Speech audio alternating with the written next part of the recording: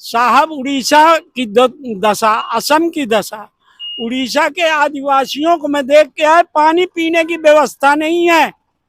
पानी के लिए वहां के लोग तरस रहे हैं।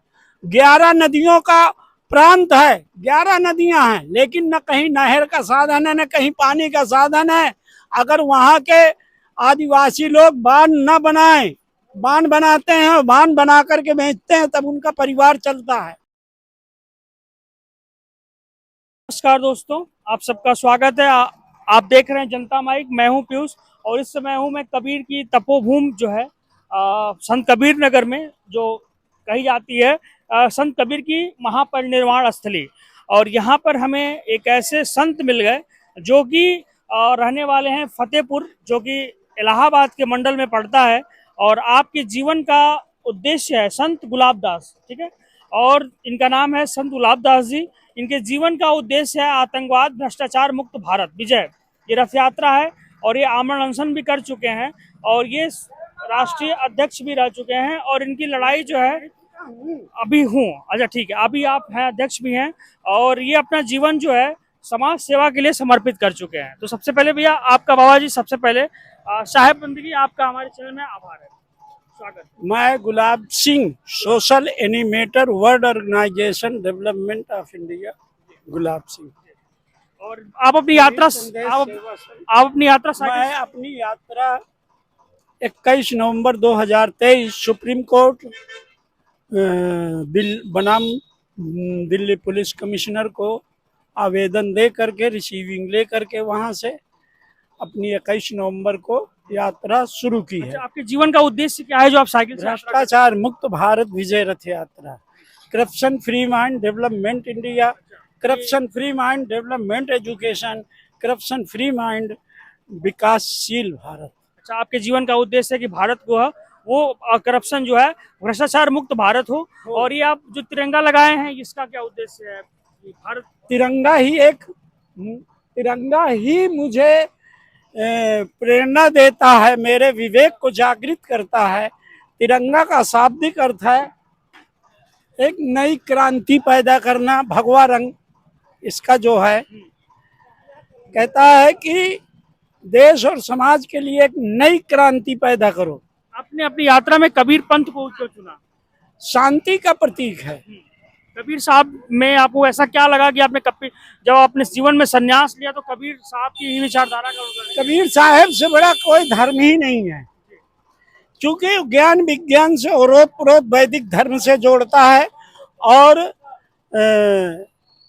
सनातन शाश्वत का उद्देश्य बताता है, जो विज्ञान से संबंध है। अच्छा, ये साइकिल से यात्रा करते हैं, उसमें आपको तकलीफ नहीं होती है रास्ते में? तकलीफ किस बात की? साइकिल तो चलानी है। रास्ते में धूप है, कभी जाड़ा है, कभी बारिश है, कभी मौसम खराब तो ये तो होते ही रहते हैं, प्राकृतिक नियम, इनसे घबरा कर। कैसा भारत देखना चाहते हैं?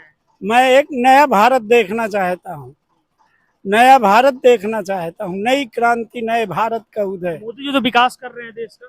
कोई विकास नहीं हुआ, बल्कि हमारे देश का पतन हुआ है। शिक्षा का पतन हुआ, डीजीपी का पतन हुआ, रिजर्व बैंक की जो पूंजी है वो खत्म हो चुकी है, 16% बची है। अब देश में और रह ही क्या गया है? देश में बचा क्या है, ये बताइए। विश्व में मोदी डंका बजा रहे हैं। डंका तो नगाड़ा कोई भी लेके बजाए, अपनी डफली अपना राग।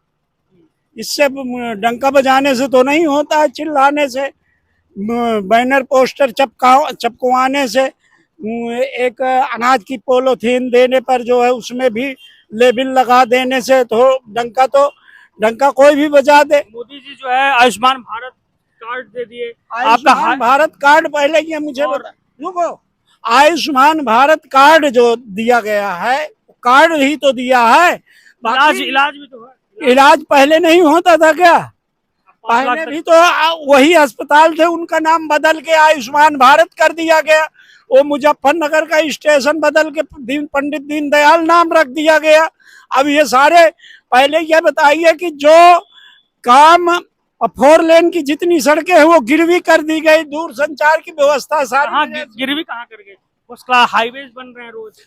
गिरवी 20 साल के लिए बंधक है कि नहीं? जो टोल प्लाजा उसमें वसूल होता है, उस टोल प्लाजा का 100% में 1% में 1 पॉइंट यदि हमारे भारत से जिस विदेशी कंपनी ने भारत में निवेश किया उसका 1 पॉइंट अगर लेगा तो 1 पॉइंट के बदले में हमें हमारा रिजर्व बैंक क्या देगा? सोना। तो हमारा रिजर्व बैंक खाली होगा, उसके बदले में सोना तो नहीं आएगा ना।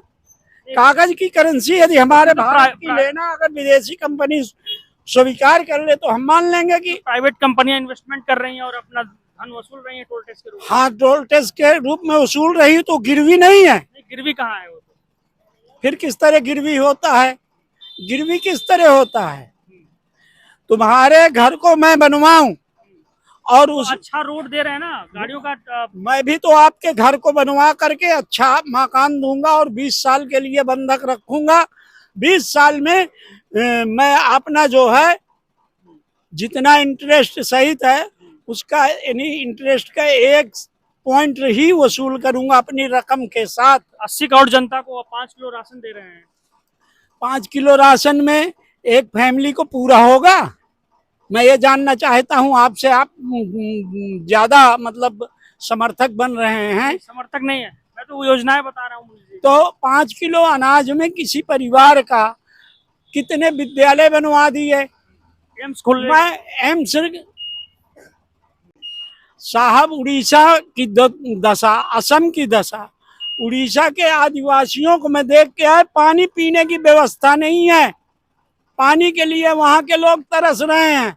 11 नदियों का प्रांत है, 11 नदियां हैं, लेकिन न कहीं नहर का साधन है न कहीं पानी का साधन है। अगर वहां के आदिवासी लोग बांध न बनाए, बांध बनाते हैं और बांध बना करके बेचते हैं तब उनका परिवार चलता है। मैं तो वहां के दशा देख करके इतना मेरा रोना आया कि मैं अपने सारे दुख दर्द, अपनी दुख जो है सारे भूल गया। आपके सपनों के भारत अगर देखा जाए तो कैसा होगा आपका? आपके हिसाब से भारत कैसा होना चाहिए? मेरे सपनों का अगर भारत होगा तो वहां कोई, जहां जो चीज गिर जाएगी वो वहीं उसकी मिलेगी। यानी करप्शन नाम की चीज, जैसे कि पेन आपका गिर गया तो या तो वो जहाँ जिस क्षेत्र में गिरा है उस क्षेत्र के थाने या चौकी में मिलेगा, कोई उठा के देगा, और या तो वो जहाँ पड़ा है वहीं पड़ा होगा, कोई उठाएगा। इसमें सरकार का ही तो हर व्यक्ति की जिम्मेदारी होगी। इसमें तो हर व्यक्ति की corruption free mind, development, education, corruption free mind, शिक्षा में और मुक्त भारत। शिक्षा में भी सुधार की जरूरत है। शिक्षा में हम जब हमारे भारत में विद्यालय की इतनी कमी है, उड़ीसा आंध्रा में तो एक भी विद्यालय नहीं है। बाबा जी, आप हमसे जुड़े, आपकी विचारधारा यही है कि आपके सपनों का भारत हो ऐसा हो कि जिसमें कि भ्रष्टाचार मुक्त हो। और आपकी ये यात्रा, हमने आमरण अनशन कहाँ पे किया था? आमरण में अनशन हम 2 अक्टूबर सन 2014 में किए थे। किस मुद्दे को लेकर आमरण? भ्रष्टाचार पर। ठीक है, आप हमसे जुड़े और हमारे दर्शकों को इतनी बारी बताए। आपका जीवन जो है त्याग और तपस्या से पूरा भरा पड़ा हुआ है और तमाम रास्ते में कठिनाइयों को सहते हुए आप एक नया सपने, नई भारत की आपकी जो मन की जो एक आपका विश्वास है वो पूर्ण हो, मैं ऐसा आशा करता हूँ। धन्यवाद।